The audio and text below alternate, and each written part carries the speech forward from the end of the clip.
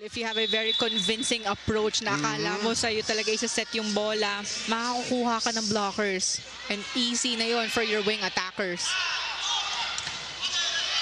Coverage by Malaluan.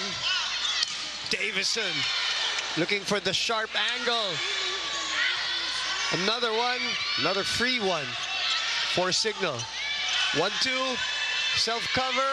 Aliyah from behind.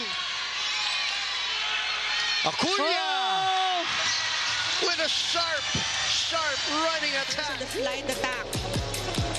Tulis din nung ano. If magda-drop ball ba, mapupunta sa campfire in the middle defense, or we saw a lot of long push din from Signal.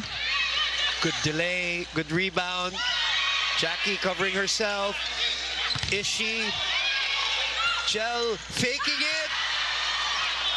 Good dig there by Savvy, but it's on the other side. Jackie again. Acuna, run and gun. First ng PLDT. Yun nga, they're doing everything.